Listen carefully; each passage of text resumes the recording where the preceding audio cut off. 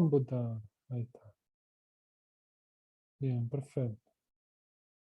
Grabando, sí, perfecto. Bien. ¿Alguien me cuenta algo del cuestionario? ¿Alguno que lo hizo? ¿Alguna duda? Yo, profe, no pude hacer el ejercicio. ¿Cómo? El ejercicio a mí me Sí. costó.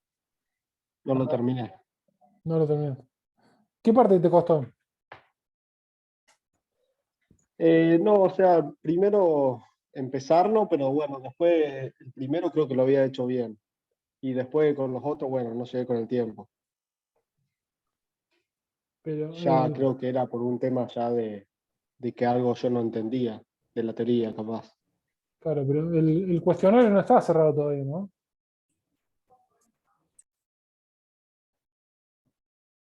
Todavía se puede hacer. Claro, pero tiene un tiempo de una Ah, hora. sí, sí. Bueno, volver a hacer, repetilo, no hay problema. Tenés un tiempo. Bueno, Yo le pongo, o sea, usted me dice, para qué le pongo tiempo ahora? Si no es evaluativo. Bueno, cuando tengan el parcial, van a tener el tiempo. También lo va a estar corriendo el tiempo, así que es para que vayan poniéndose en órbita. ¿Algún otro con respecto al cuestionario que quiera decir algo, comentar algo?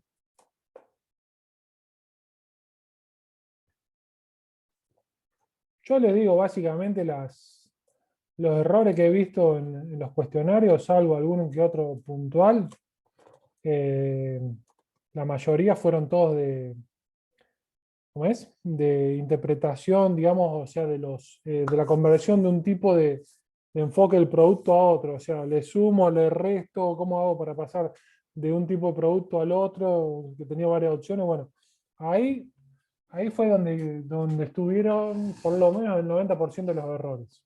Después el resto estaba todo bien. ¿Sí? Bueno,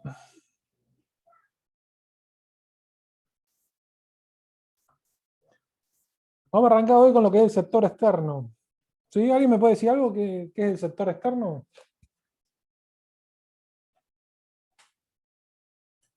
Algo ya dijeron. ¿Qué es el sector externo para ustedes?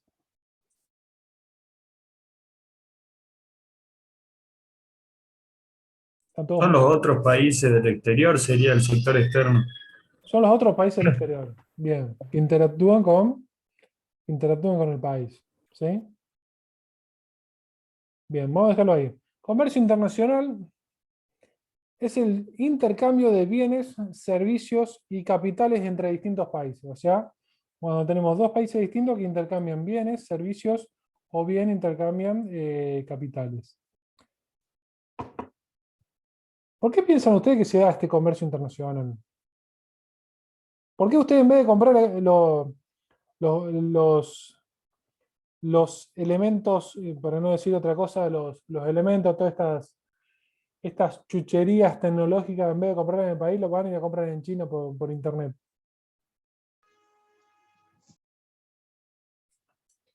¿O por qué hace 2 o 3 años se iban todos a pasar un fin de semana largo a Santiago de Chile, se compraban todo, se traían toda Porque la es más mercancía? barato. Porque era más barato que acá. Barato. Era más barato. ¿Sí? ¿Y por qué? Y sacando al lado el tema del costo, del precio. ¿Cuál puede ser otra opción?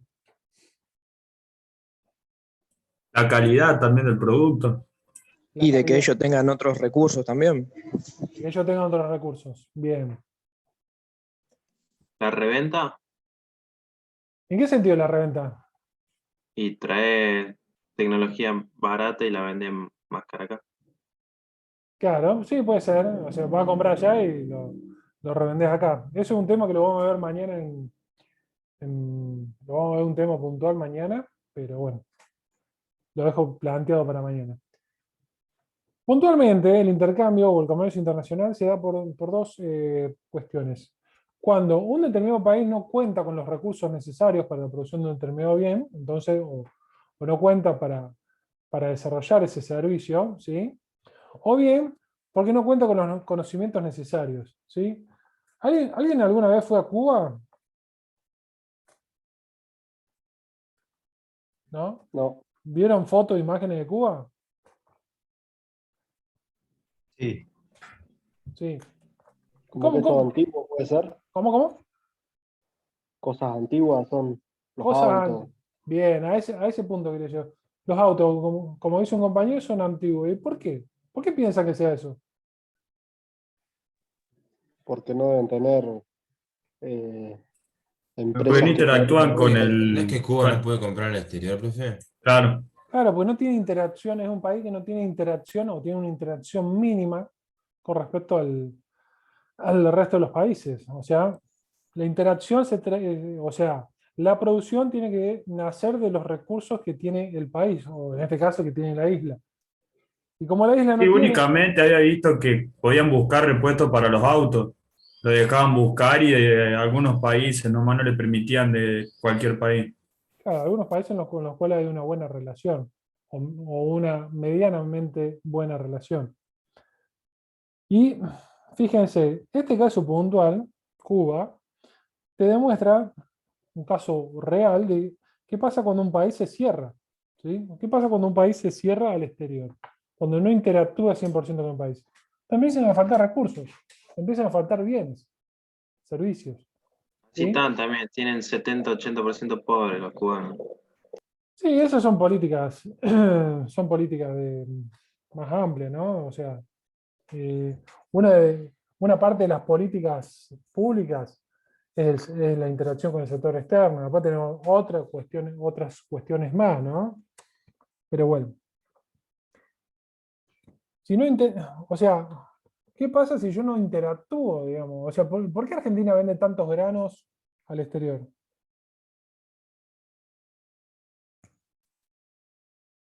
Porque tiene mucha oferta, mucha producción y no alcanza para toda o sea, sobra la demanda que hay en el país, entonces se vende afuera, ¿sí?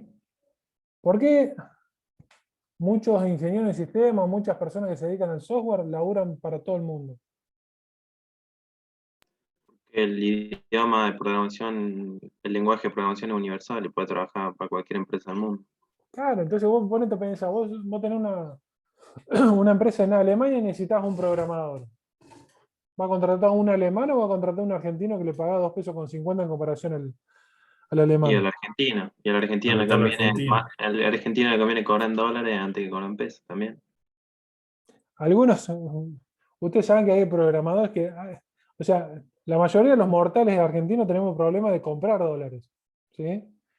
Los programadores tienen el problema de cómo hacer para traer esos dólares al país, o cómo meterlos sin que le cobren todos los impuestos, ¿no? Eso es la No, distinta red. tienen cuenta abierta en Estados Unidos, por ejemplo, y lo transfieren allá y después cuando viajan se lo traen y listo. Sí, bueno, Así hace gente que conozco yo. sí, pero ¿va a viajar todos los meses? Nada, o sea, trabajan acá y trabajan para el exterior también. Cuando viajan, se traen plata. Sí, sí. Sí, sí, pero te agarra una pandemia que te cerraron 10 meses y bueno, se complica un poco. Sí, pero la plata la tenés segura. Sí, sí, sí. Acá también lo tenés seguro. Después que cada vez vale menos, otra cosa, ¿no? Pero la cantidad de pesos que pusiste sigue estando. Pero después, lamentablemente, acá pierde valor adquisitivo. Seguimos. Una economía abierta es la que mantiene relaciones con el resto del país, y no solamente económicas, o sea, también relaciones políticas, sociales, culturales y económicas. ¿Ustedes saben cuántos países del mundo están comprando las vacunas para el COVID? ¿Todos los países? ¿Hay países que todavía no hayan adquirido vacunas? Sí, creo que sí. ¿Y por qué piensan que esos países todavía no cuentan con ninguna vacuna? Porque están aislados del exterior. Están en el lado porque no tienen una buena política o no tienen relaciones con el sector externo. O sea, salvo que vos me digas, no, mirá, ese país es productor de la vacuna, bueno, listo. Ahí sí van a tener vacuna. Pero cuando vos no sos productor, o sea, no tenés los recursos para producir un bien y tampoco tenés los conocimientos, tenés que acudir al sector externo. En la década del 50, ¿sí? Después de la Segunda Guerra Mundial, Japón, ¿sí?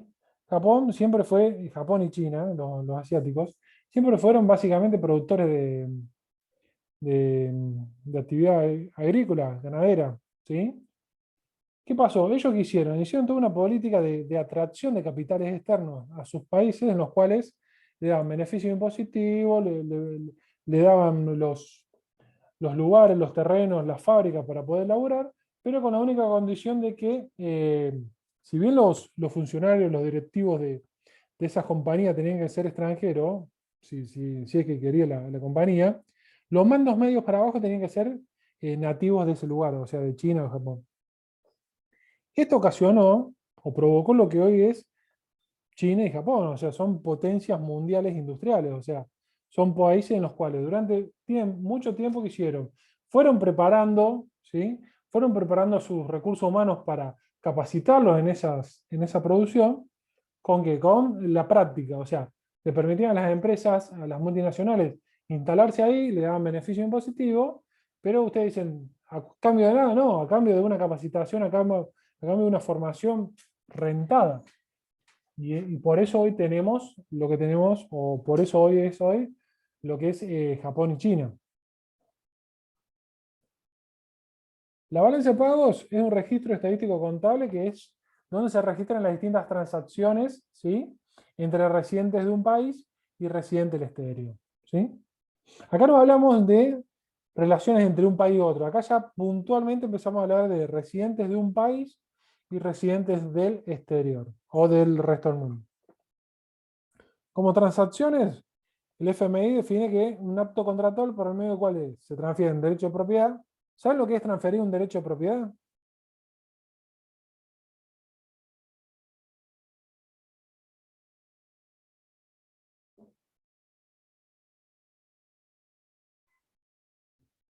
Los maté con derecho de propiedad. No es jurídico esto. Es básicamente es transferir. Yo soy titular de un bien registral, ¿sí?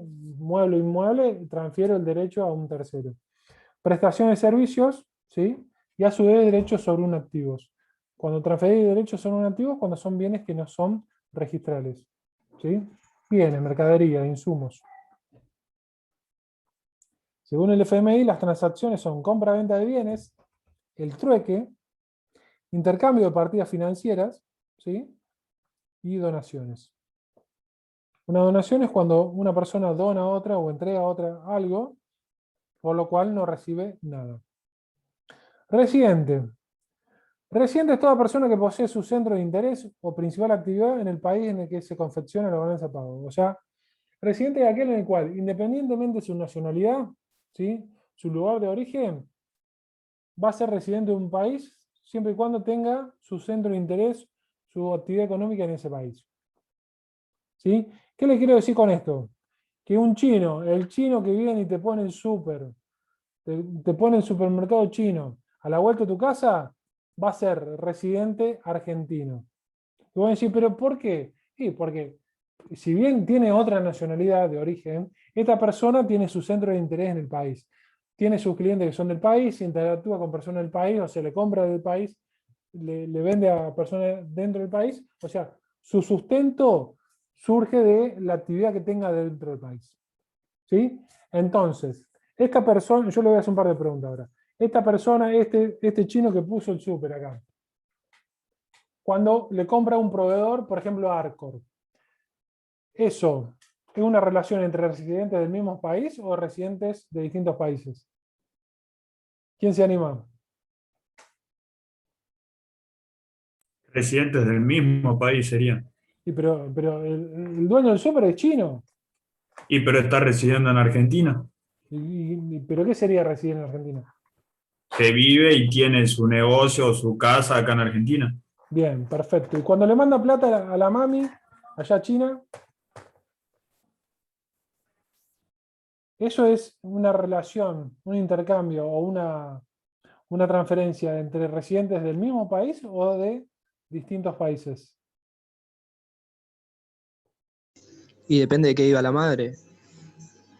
La madre vive en China, o sea, no O sea, vive. sí, pero si vive del centro de interés que él tiene acá en Argentina, digamos, son el mismo residente. ¿O no? Sí, en realidad sus actividades, su vida la tiene allá, ¿sí? A ver, sí, medio rebuscado, Claro, ¿no? Pero habría que analizarlo un poco más. Generalmente, si es residente de China o en el cual vive de lo que le manden, es residente chino en este caso puntual que vos planteás. ¿Sí?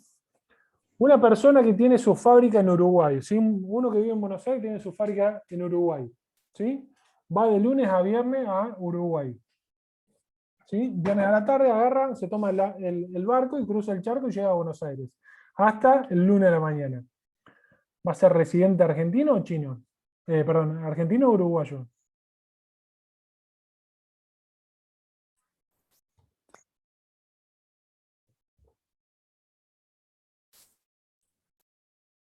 ¿Dónde Argentino. Argentino, ¿por qué? Y pues su lugar de residencia lo tiene acá, en el otro país lo que tiene sería la fábrica. Bueno, pero su ingreso, ¿dónde lo tiene? En Uruguay. Sería Los ingresos en Uruguay. Uruguay porque Uruguay. tienen la fábrica allá. O sea, Claro, sería ¿dónde tiene su actividad? O sea, tiene que verlo por dónde tiene ubicado su actividad económica. ¿Sí? ¿Tiene su actividad económica en Uruguay? Bueno, va a ser un residente de Uruguay. ¿Sí?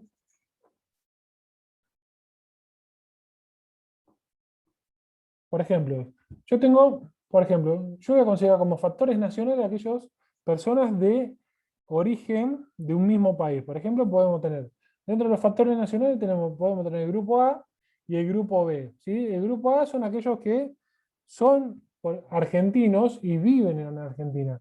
El grupo B pueden ser como mi tío, que mi tío es argentino, pero está viviendo en Italia hoy en día.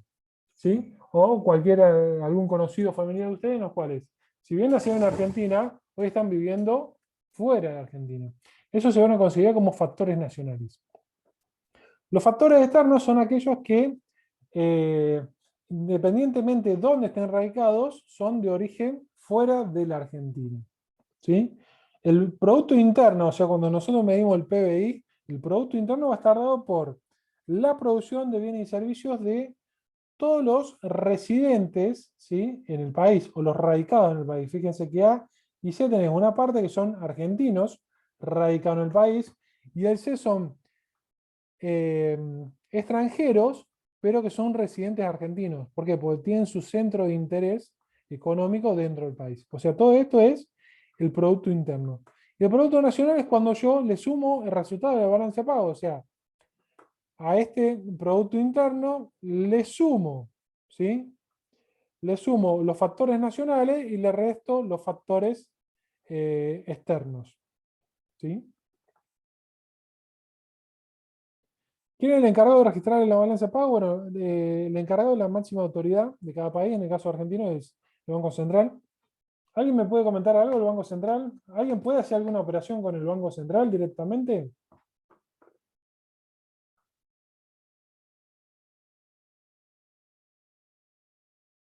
¿Puede cualquier persona del Banco Central hacer una operación?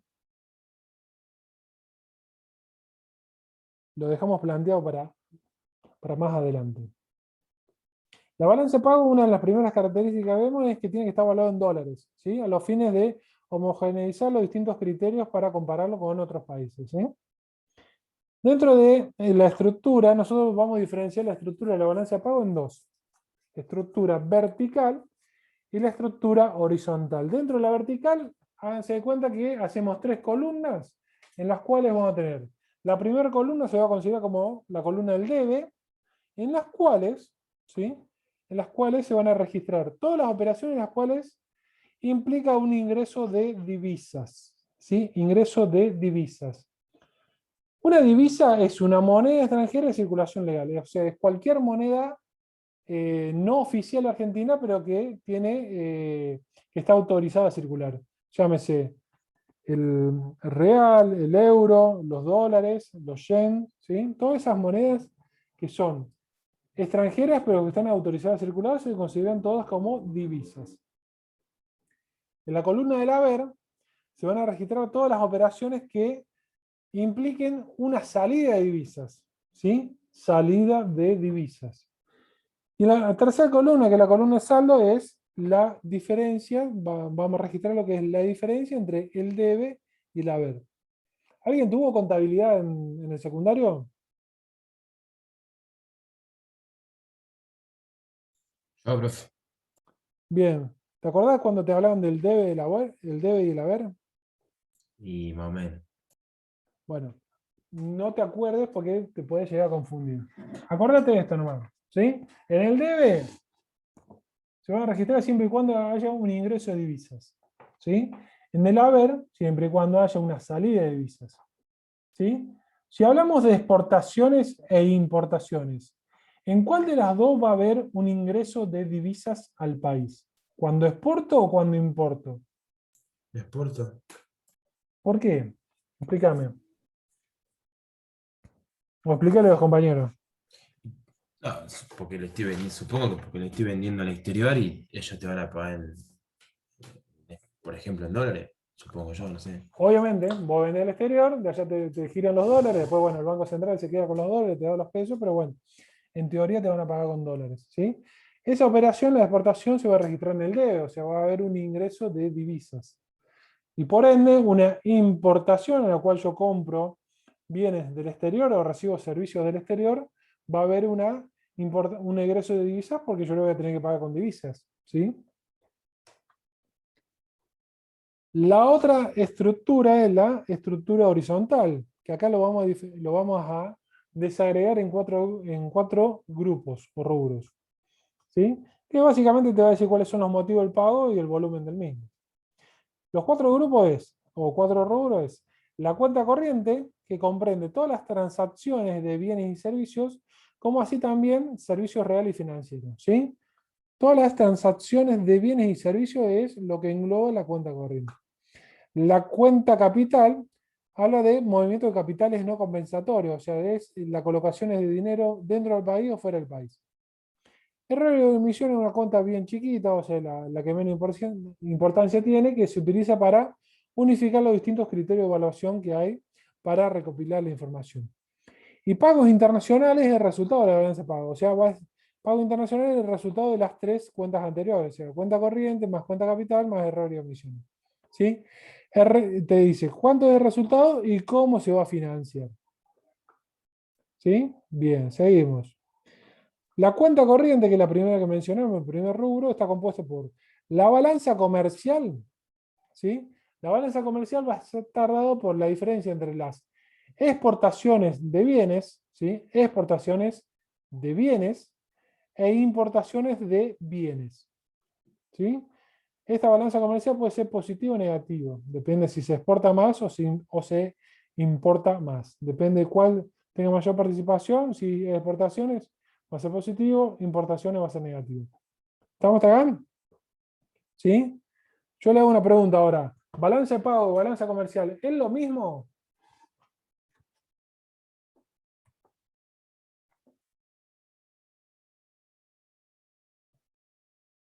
¿Les anda el micrófono o pregunto? No, profe, no es lo mismo. ¿Por qué no? Pues la balanza de pago es la transferencia entre personas de distintos países. Sí, Acá no sé si es solamente entre personas, cuando es balanza comercial. también. Siempre cuando hablamos de personas, o sea, en realidad no hablamos de personas. Yo creo que no dije personas, dije residentes. ¿Sí? Claro, sería lo mismo porque se basa en las exportaciones y en las importaciones la balanza.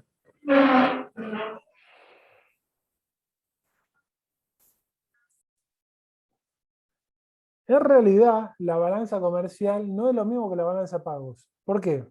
Porque la balanza comercial es una pequeña partecita de la balanza de pagos, ¿sí? Cuando hablamos de balanza comercial es de la diferencia entre exportaciones e importaciones de bienes únicamente. Después tenemos todos los servicios, ¿sí? Después tenemos la colocación de dinero, después tenemos el resultado, ¿sí?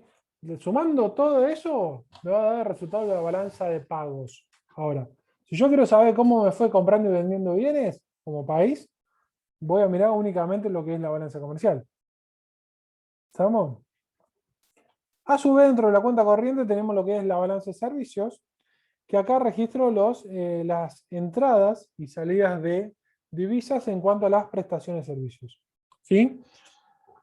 Tenemos Servicios reales, o sea, servicios que realmente se prestan entre residentes de distintos países, por ejemplo, transporte, seguro, turismo, ingresos por el trabajo, comunicaciones. Y después tenemos los servicios financieros, que tenemos renta de inversión, servicios de créditos, regalías y derechos de licencia. O sea, renta de inversión son las rentas que yo voy a obtener por colocar mi dinero en acciones en la bolsa de Nueva York. Yo compro acciones de la bolsa de Nueva York, esas acciones, una determinada fecha dice, bueno, vamos a pagar una renta, vamos a pagar una utilidad. Bueno, esa utilidad va a ser registrada dentro de lo que es renta de inversión. Servicios de crédito son los intereses que paga el Estado o el país por préstamos que recibió en periodos anteriores, ¿sí? Y regalías y derechos de licencia son dinero que yo pago para poder utilizar, ¿sí? Poder utilizar derechos sobre determinados bienes o sobre determinados nombres, ¿sí? Y por último tengo la balanza de transferencia, en la cual son transferencia de dinero de un lugar a otro, o sea, de un residente de un país a un residente de otro país, en los cuales no hay una contraprestación, ¿sí? Este chino que tiene el súper, que agarró unos pesos, que los convirtió a dólares y se lo manda a su mamá que está en China, esa va a ser una transferencia que se va a registrar dentro de la balanza de transferencias porque no hay una contraprestación. Mamá de China no le va a mandar nada a cambio, ¿sí? Bien, vamos con algunos casos prácticos. Diciembre de 2021, después de haber cursado y aprobado economía y demás materias, ustedes se van de vacaciones a Brasil. ¿Sí? ¿Cómo se registrarían ustedes, ¿sí?, esa operación dentro de la balanza de servicio? Porque eso ¿qué sería? ¿Una entrada o una salida de divisas? ¿O no se registra? ¿O no se van a Brasil? ¿Cómo es el tema?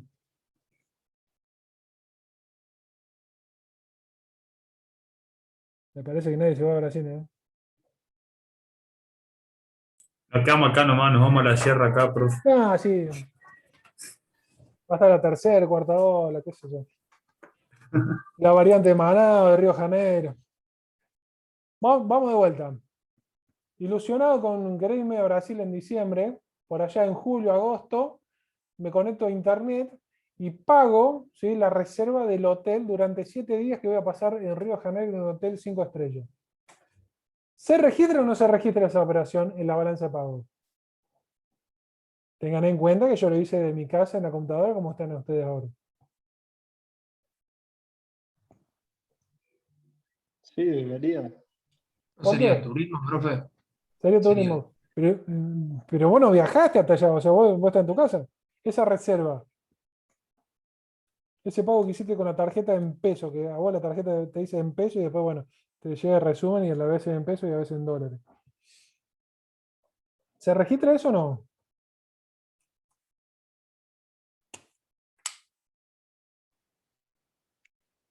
Si ya lo pagaste, se registra después si vas o no vas. Eso se registra porque es una transferencia de dinero de un residente argentino a un residente del exterior. Por más que todavía no haya gozado del servicio, por más que lo haya hecho de su país, eso es una transacción que se registra en la balanza de pago. Otra pregunta, ustedes son muy picantes como ingenieros electromecánicos, lo contrata una empresa de Alemania para que hagan un trabajo durante 3 meses, ¿sí? 3 meses sentados en su casa como están ahora. Ni siquiera tienen que ir a Alemania. Vamos a suponer de la ciudad de Wolfsburgo o como se llame, lo contratan para hacer un trabajo a distancia. ¿Eso se registra o no se registra? Sí, se registra, serían ingresos. ¿Vos estás en tu casa? Y pero te pagan por hacer el trabajo, o sea, te envían la plata. Claro, vos tenés un residente alemán que le está pagando a un residente argentino.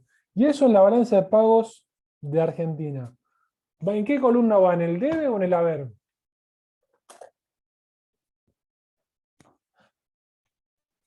En el haber, ¿Por qué? En el haber, ¿qué registramos? Vamos un poquito más. El debe sería. Porque En es el, un ingreso. Claro, van el debe porque es un ingreso de divisas al país. Le van a pagar a ustedes ilusionados que van a disponer de esos dólares, bueno, el Banco Central se queda con los dólares y le va a acreditar los pesos a ustedes. ¿sí? O sea, es un debe, un ingreso de divisas.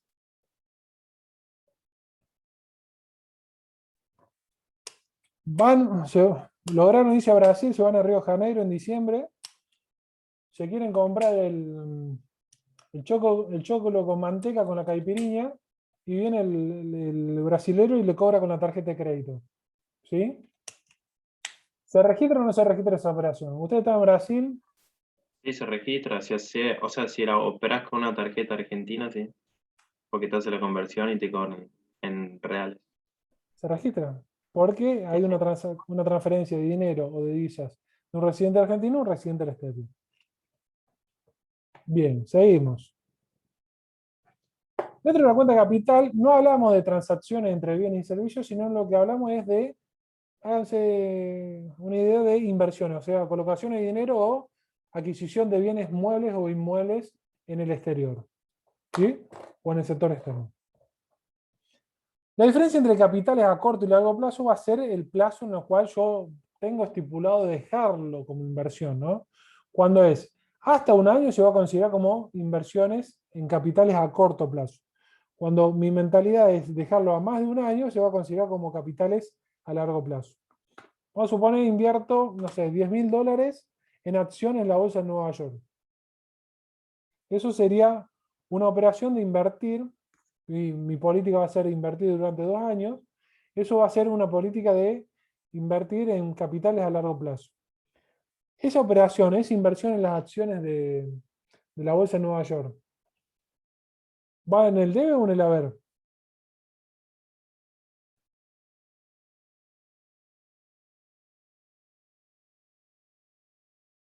En el haber, ¿no era? En el haber, hay una salida de divisas. Sí, sí. Después tenemos, dentro de las inversiones, tenemos inversiones directas, en las cuales son inversiones directas, son adquisición de bienes muebles e inmuebles, ¿sí? Ustedes hacen su primer trabajo como profesional, cobran un buen dinero y con eso le da para comprarse un departamento en Punta del Este. ¿Sí? ¿Cómo se registra eso?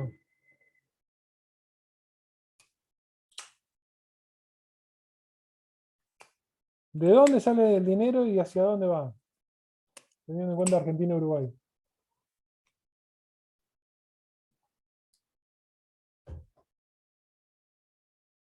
¿Puede repetir el ejemplo, profe?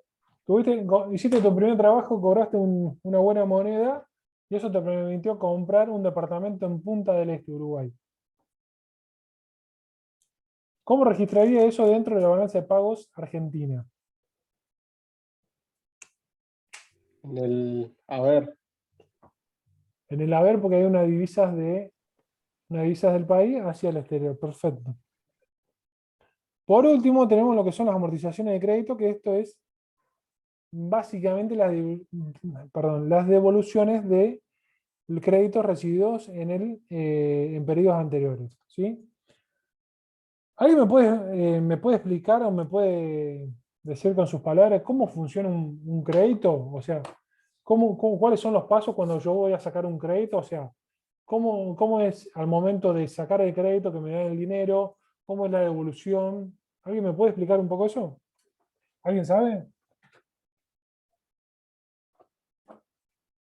Y vos vas a sacar un crédito y ponerle, sacar un crédito al banco y te compromete a en un largo plazo corto devolver esa plata con un interés. Mm.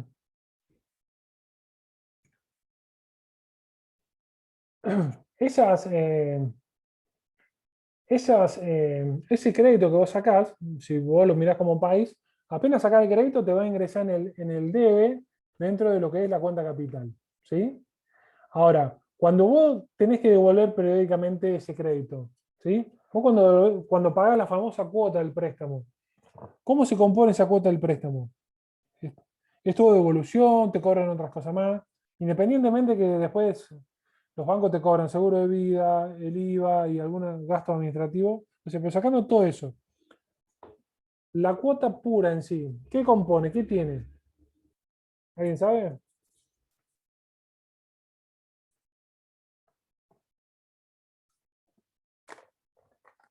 la cuota de un préstamo siempre se compone de una parte de lo que es amortización del crédito o devolución, o la parte de la cuota que corresponde a devolución pura del dinero recibido, y por otra parte tenemos lo que es el interés, que es el precio por no tener dinero en su momento y haber solicitado ese préstamo, ese dinero. ¿Sí? Entonces, cuando yo, como país, voy devolviendo periódicamente ese préstamo, una parte va a ir a lo que es amortización del crédito. ¿Sí?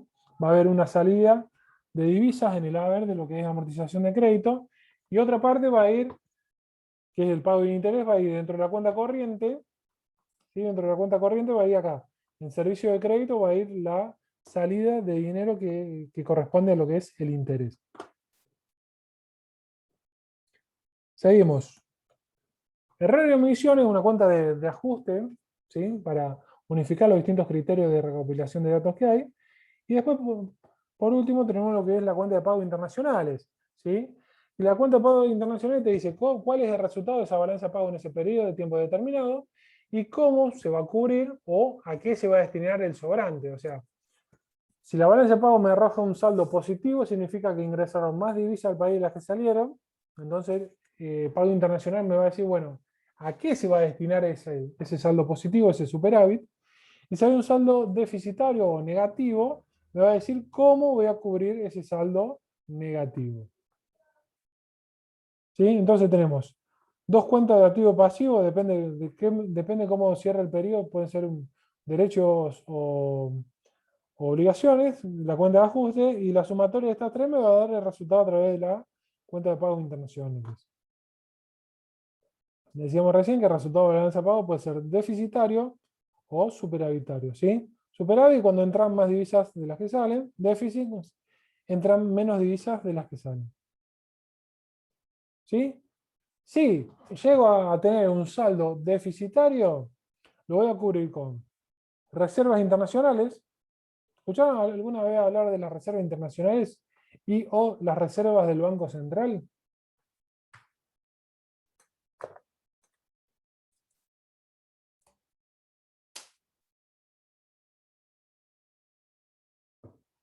¿A todos le dan el micrófono? Pregunto porque están... ¿Cómo, profe? Si escuchamos de la reserva del Banco Central. ¿Escucharon hablar de la expresión Sí. las reservas internacionales del país o reservas del Banco Central? Sí.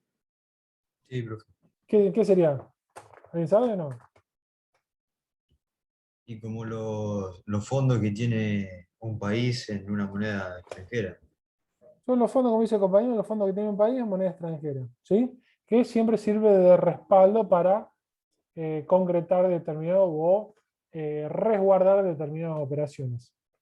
¿Sí? Entonces el saldo deficitario, este saldo negativo de la balanza de pago, o sea, que salieron más divisas de las que entraron al país, se puede llegar a cubrir con reservas internacionales, movimiento de capitales compensatorio, que sería básicamente la solicitud de un préstamo al exterior, o bien una combinación de estas dos anteriores. ¿Sí?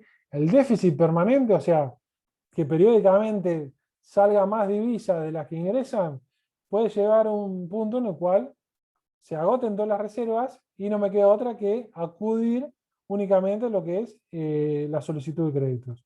¿Sí? Si llego a esa situación en la cual no me queda otra que pedir créditos, va a llegar un punto en el cual el uso repetitivo de los créditos va a hacer que la sumatoria de todos los intereses que yo tengo a pagar por todos los créditos que vengo sacando, los cuales tengo que pagar un precio que es el interés, va a ser mayor al saldo positivo de la balanza comercial. ¿Sí? Que el saldo positivo de la balanza comercial es la contribución neta del país. Que después, bueno, tenemos todos los otros contextos, otras cuentas que hacen que salga más divisa o que salga menos. ¿Sí? Cuando yo tengo un saldo, yo tengo interés de deuda que es mayor al saldo positivo de balanza comercial, estoy sinceramente en serios problemas. ¿Por qué? Porque no me queda otra que o bien refinanciar deuda con acreedores, o bien declararme en cesación de pagos. ¿Alguna vez pasó esto en Argentina? ¿Alguien sabe? ¿Alguien escuchó? Hace poco no le refinanciaron a la deuda. Y hace poco, hace no tan poco, hace un tiempo, hace varios años atrás, o sea, la refinanciación de la deuda es moneda corriente en Argentina últimamente.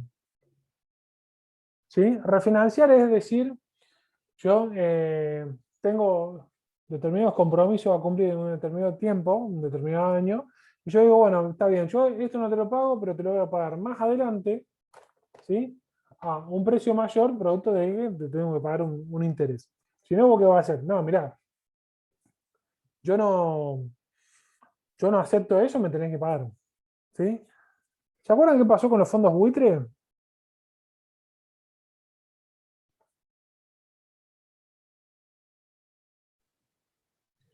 Que no se Me le pagó, acuerdo de creo. eso, pero no sé qué es. No se pagó una parte de la deuda o completa, no me acuerdo.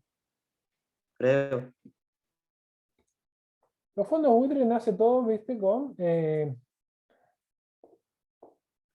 todo arrancó segunda mitad de la década del 90, ¿sí? Cuando Argentina, los últimos años de Carlos Saúl, del Carlo, ¿sí? Lo cual siempre la balanza de pago empezó a dar, era toda negativa, ¿sí? Siempre salían más divisas las que ingresaban. Entonces, ¿eso qué hizo? Que la deuda cada vez sea mayor, cada vez mayor, las reservas no las podían tocar porque estaba la convertibilidad en la cual todas las reservas debían respaldar la emisión monetaria. Bien. Eso todos saben, si bien no lo vivieron de cerca, todos saben que en el 2001 la situación económica del país básicamente explotó. ¿Sí? ¿Se acuerdan que en su momento tuvimos, en una misma semana tuvimos 5 presidentes? ¿Sí? Que el puntano, ¿cómo es? Que son dos hermanos que no me sale ahora el apellido, que son los de Rodríguez Sá, se paró en el Congreso de la Nación diciendo que no vamos a pagar no vamos a pagar el saldo, no vamos a pagar la deuda pública que tiene el país. ¿Se acuerdan que todos lo aplaudieron? Bueno, esa es una situación posible. Lo cual vos decís, no, mira, no te voy a pagar. O yo salgo abiertamente y le digo a todos mis acreedores, mire, yo no le voy a pagar a nadie. ¿Sí? Vamos a plantear un ejemplo. Yo soy acreedor de todos ustedes. A todos les debo algo. Y yo ahora le digo, miren muchachos, yo no le voy a pagar a nadie. ¿Qué van a hacer ustedes?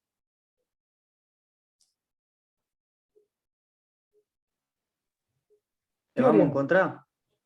¿Dónde Vamos a viví? encontrar, bien. No, o sea, se, se te cierran muchas puertas, digamos, al exterior Muchas cuando haces nomás. eso. Muchas nomás. Bueno, todas. Todas. Vos imaginate que vos públicamente salís a decir, mira, no nos va a pagar nadie. ¿Cómo vas a hacer vos para ir a invertir en ese país, prestarle plata? O sea, sería un kamikaze. Bueno, Claro, después. nunca más te dan nada. Pero, a ver, tenés la máxima autoridad de ese país que te dice no le pagamos a nadie. ¿Vos le vas a prestar? No, Y nadie le va a no. prestar. Bueno, después, bueno, con el avance de de la economía, el avance de los años, por allá en el 2005-2006, ¿qué se hizo? Se hizo la refinanciación de la deuda con acreedores. O sea, se sentó con todos los acreedores, se dijeron, bueno muchachos, mira, nosotros le podemos pagar como país de esta forma, ¿sí? Pero en su momento se le pidió una quita del interés. Creo que le terminaron acordando una quita del interés entre el 60 y el 70% del interés. ¿Sí? Te pagaban todo el capital, te quitaban el 60-70% de interés y te pagaban no enseguida, sino en tiempo. ¿Sí? En un tiempo que fue el pago se extendió hasta el 2014-2016. De todos esos acreedores que había, aceptaron el canje el 97%, el 97, el 93%. ¿Por qué ustedes piensan que la mayoría de los acreedores aceptaron? Vamos a suponer que ustedes son acreedores del país. ¿Por qué lo aceptan? ¿Te van a pagar Yo menos? prefiero que me devuelvan algo antes que no me devuelvan nada.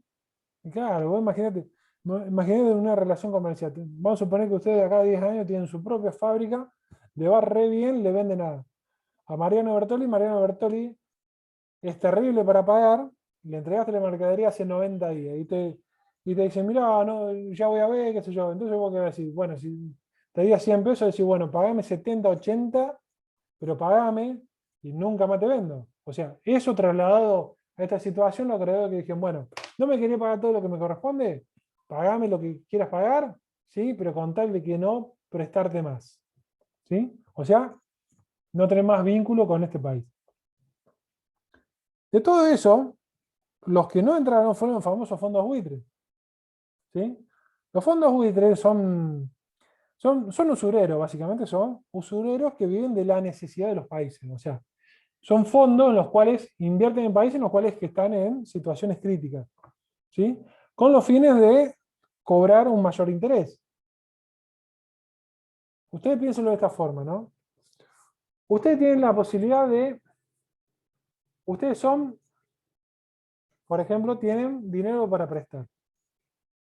¿Sí?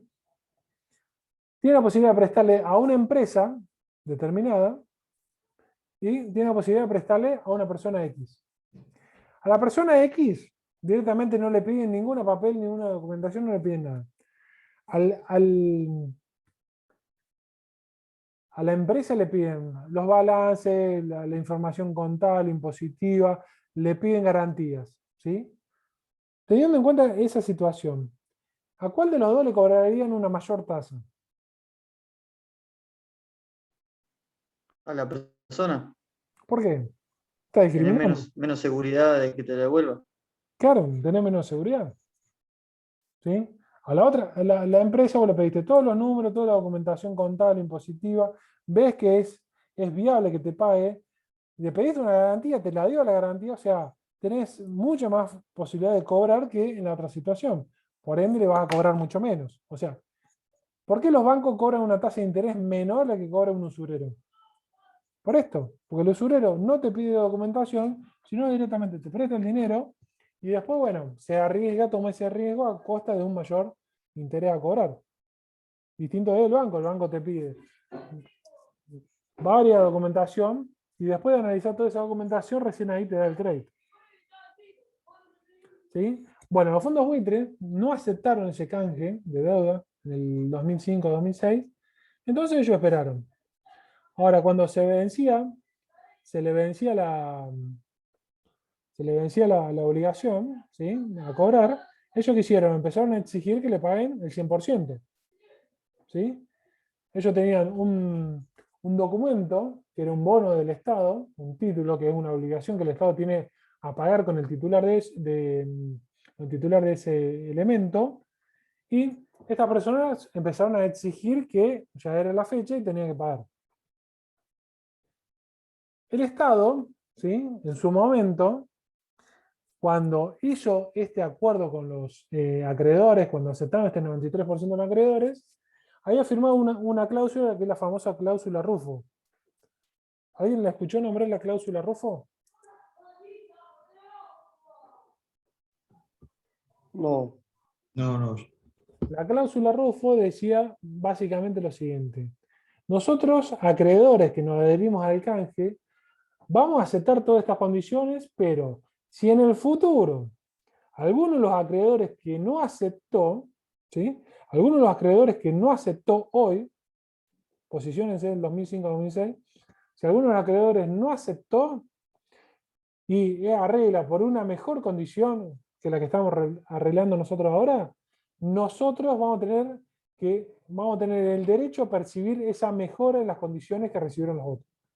¿Sí? O sea, si alguien, por ejemplo, los fondos buitres que no se metieron al canje del 2006, hacían otro acuerdo en el cual la quita de interés no era el 60-70%, sino que era solamente un 10%, todo el resto de los acreedores, o sea, el 92-93% de los acreedores, le iban a tener que mejorar o poner en igualdad de condiciones con respecto a la acreencia a cobrar. O sea, en vez de hacerle una quita del 70, le tenían que hacer solamente una quita del 10 y pagarle todo lo que no le pagaron. O sea, en esa época había muchos que decían, hay que pagar, no hay que pagar. Hay que pagar, no hay que pagar. El gobierno en su momento que hizo, dilató la situación, esperó, ¿sí?, hasta el 31, no recuerdo bien la fecha, pero creo que fue el 31 de enero del 2014, ¿sí?, el 31 de enero del 2014, caduca la cláusula Rufo, entonces a partir del 1 de febrero del 2014 ya se podía arreglar con el resto de los acreedores, llámese los fondos buitre, en las condiciones que uno quisiera, como país, y el resto de lo que ya habían arreglado, vos no tenías que mejorarle las condiciones que habían arreglado. ¿Sí? Eso es más o menos un poco de historia económica argentina. Tenemos mucha práctica acá en Argentina con todos los temas teóricos. Cuando hay un superávit en la balanza de pagos, cuando hay una mayor entrada de divisas que salidas, eso se puede utilizar para incrementar las reservas internacionales, ¿sí? El stock de moneda extranjera, saldar deuda de periodos anteriores, o sea, pagar préstamos obtenidos en periodos anteriores, o bien realizar inversiones económicas. ¿Sí? ¿Alguna duda, chicos, hasta acá? No, profe. No, profe. Si les parece, yo ya cortaría el día de hoy. Mañana veríamos lo que es netamente divisas, moneda extranjera, y vamos a ver, como trato de hacer siempre, es un día le doy la teoría, lo más pesado, ustedes se duermen los lunes, y los martes ya le muestro estas situaciones con hechos de la realidad, con números, que es más fácil de entender. Si no hay dudas, los que no hicieron cuestionario, háganlo, y si no, nos vemos mañana a las 21:30. Bueno, profe. Bueno, Bueno, profe, dale. Bueno, Muy buen profe, nos día. vemos. Nos vemos, profe. ¿Están bien? chao. Chao. Chao, profe.